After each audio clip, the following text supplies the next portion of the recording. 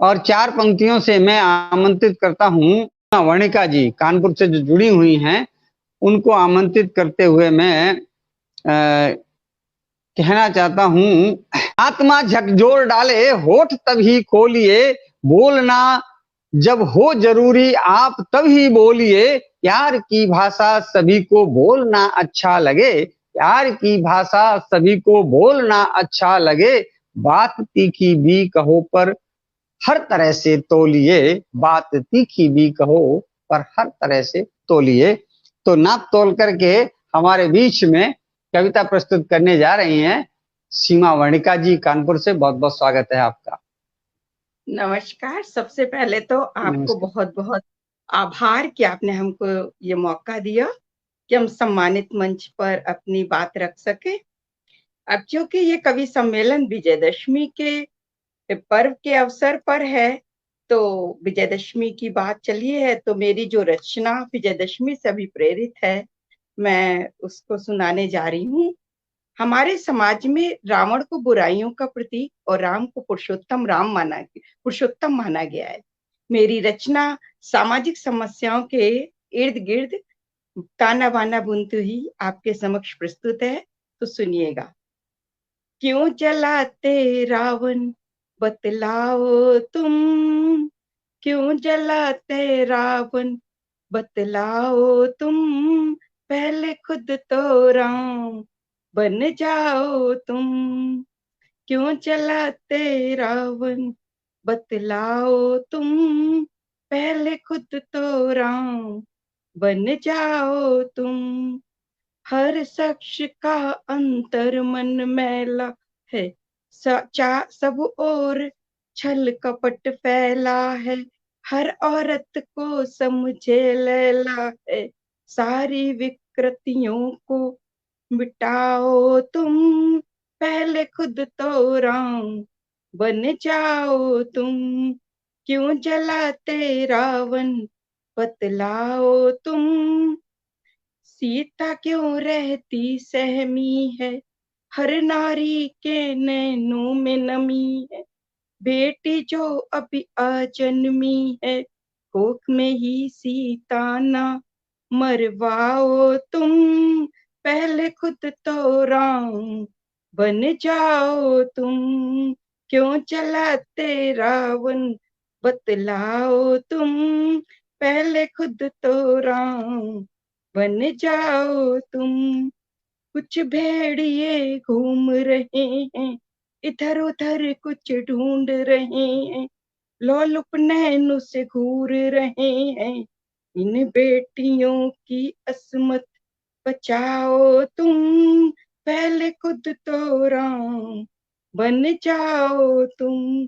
क्यों जलाते रावण बताओ तुम, पहले खुद तो राम बन जाओ तुम।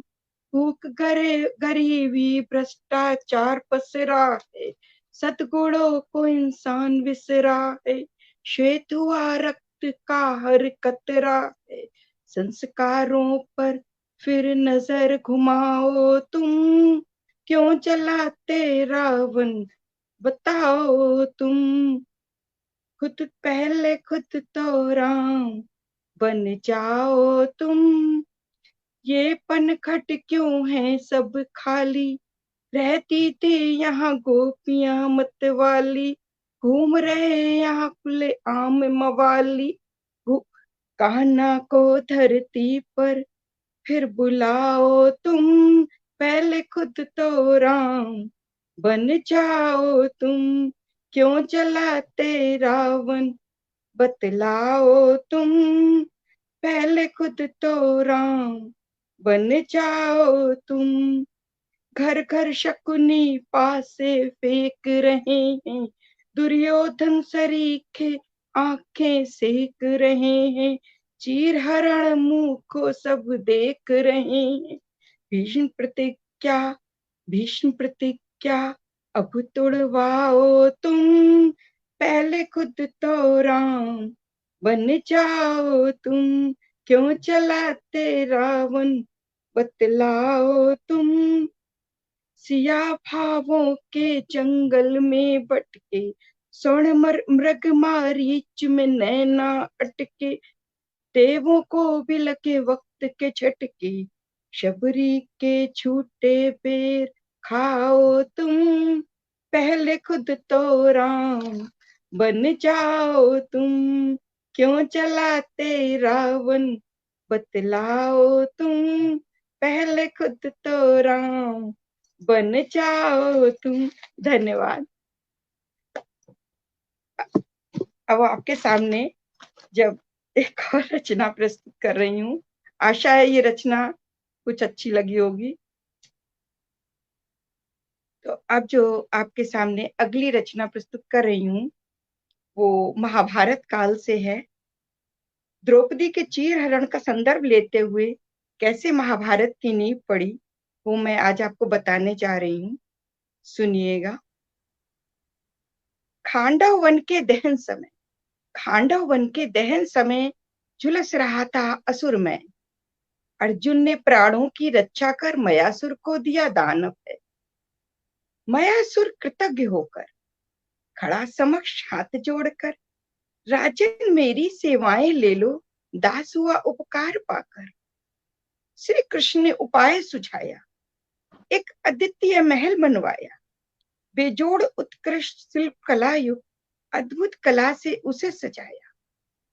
दुर्योधन की हुई इच्छा प्रबल, मयासुर निर्मित देखने के महल, युधिष्ठिर ने भी दे दी सहमति, विस्मत हुआ देख सौंदर्य सकल। जो महल बना था वो ऐसा था कि जहां जल थल का अंतर भी नहीं पता चलता था। अजब गजब महल बना था, शीश महल का अजब नजारा, भ्रमित दुर्योधन बुद्धि हारा, उपहास का पात्र बना, द्रौपदी ने भी ताना मारा। दुर्योधन को बात चुभ गई, मन में एक गांठ बंध गई, अपमान से तिल मिलाया, बदले की आंख सुलग गई। शकुनी मामा की शय पर, शकुनी मामा की शय पर विसात बिछी चौसर पर, द्रुत क्रीड़ा का रचा खेल दांव पेच का जाल बिछाकर। शकुनी के थे वारे न्यारे, शकुनी के थे वारे न्यारे, युधिष्ठिर राज भाई सब हारे, प्रतिष्ठा को बचाने में स्वयं को भी हारे बेचारे। एकमात्र पूंजी बची पांचाली, दुर्योधन ने उस पर भी नजरें डाली, भुजाएं फड़क उठी पांडव की, धर्म ने थी बेड़ियां डाली। अंत में दांव पर लग गई, द्रौपदी भी आहुति चढ़ गई। युधिष्ठिर ये भी दांव हारे, सभागार में आशंका पसर गई। विजय से उन्मत्त दुर्योधन बौराया, द्रौपदी को बीच दरबार बुलाया। द्रौपदी गिड़गिड़ाई मैं रसोला, दुशासन उसको खींच कर लाया। केश बिखर गए पांचाली के, वस्त्र अस्त व्यस्त बेचारी के। अबला नारी हाथ जोड़ती, असहाय बंदे हाथ लाचारी से। लाल मुख झुकी थी आंखें, द्रौपदी पंचपतियों को ताके। हारे हुए पांडव थे मायूस, क्यों शक्तिहीन हुए वीर बाके। स्त्री का अपमान क्यों स्वीकार, पांडव नैनों में भरे अंगार। भीम की भुजाएं फड़क रही, समस्त सृष्टि कर रही दुत्कार। हे मेरे गोविंद रक्षा करो। जब कोई नहीं होता तब ईश्वर को याद करता है, पांचाली ने भी ईश्वर को याद किया। हे मेरे गोविंद रक्षा करो, अपनी भक्त का मान धरो। अब कोई नहीं सहारा शेष, मुझ अभागी के प्राण वरो।